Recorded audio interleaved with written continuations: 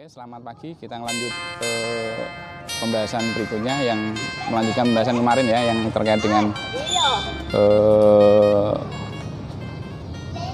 sifat dinamis dari atau sifat yang mudah berubah dari daerah-daerah jadi daerah aliran sungai. Dan kalau kita kemarin membahas pembahasan yang terkait dengan perubahan interurban ya, antar kota, persaingan antara pusat-pusat antara Palembang, Jambi dan Melaka, dan hari ini kita coba menyelidiki perubahan-perubahan yang terjadi dalam hierarki atau orde dalam kota atau intraurban.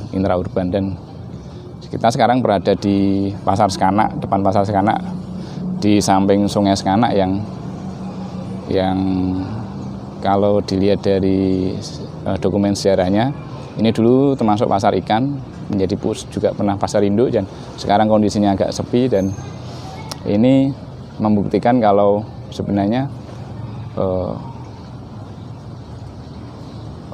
pusat-pusat itu mudah berubah. Kalau pada masa Orde Baru itu pusat banyak di Pasar 16 ya. Kalau setelah reformasi ini pasar dialihkan ke Jagabaring.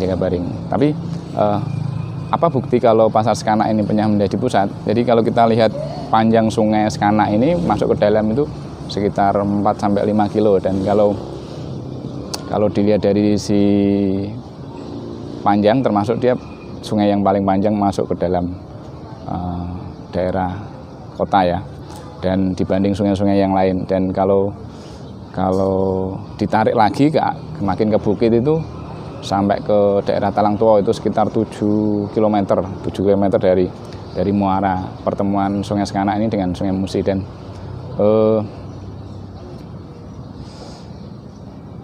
bukti lain ada juga situs candi yang kalau masuk sedikit ke arah itu belok kanan itu ada Candi Angsoka sama Candi Welang yang sekarang, kalau Candi Angsoka itu yang sekarang jadi Pasar Cindi itu, dan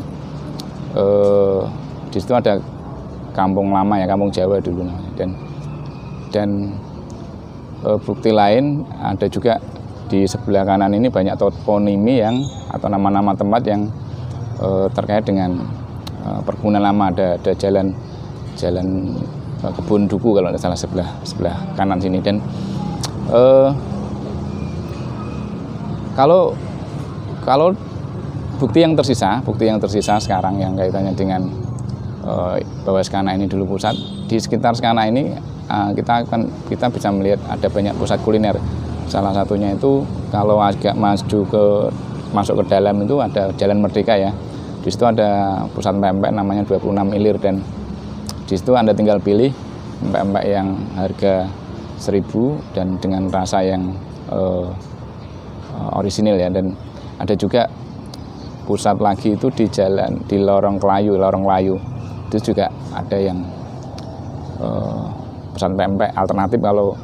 Kalau Anda mau lebih ini lagi, cita rasanya saya pernah nyoba itu lembut, dia lebih lembut, tapi dengan harga yang terjangkau. Dulu 1.000, kalau sekarang nggak tahu ya. Dan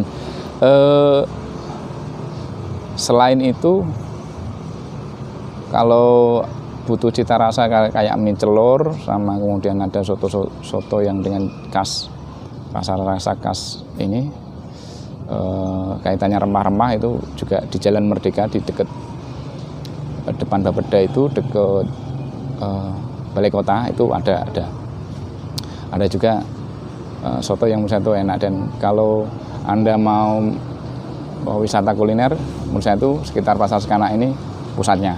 Dan kalau kita melihat bukti-bukti itu menandakan bahwa sebenarnya pada masa lalu kaitannya dengan komunitas-komunitas lama yang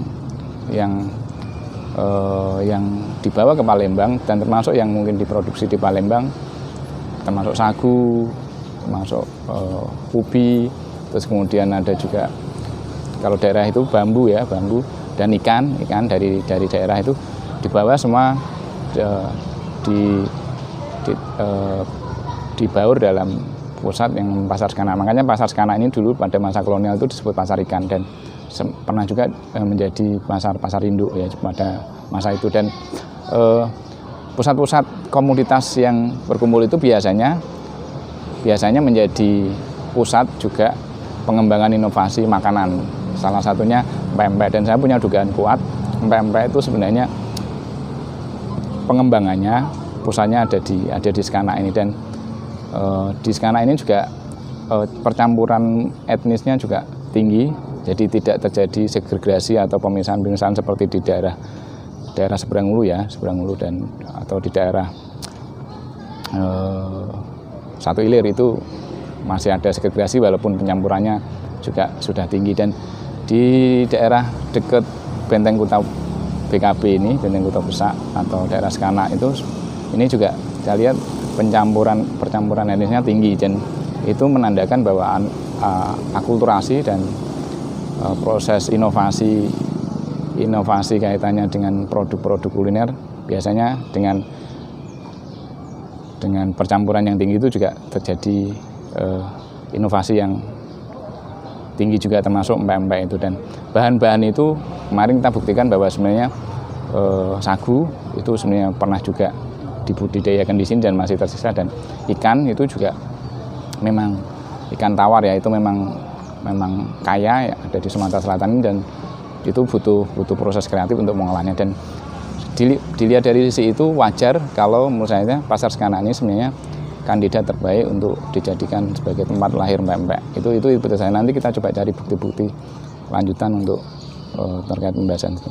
Sekian dari saya.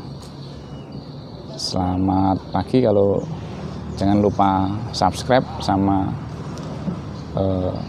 ikuti terus program-program ini biar channel Sejarah Ide dan Program ini berkembang. Sampai bertemu lagi di tema-tema berikutnya.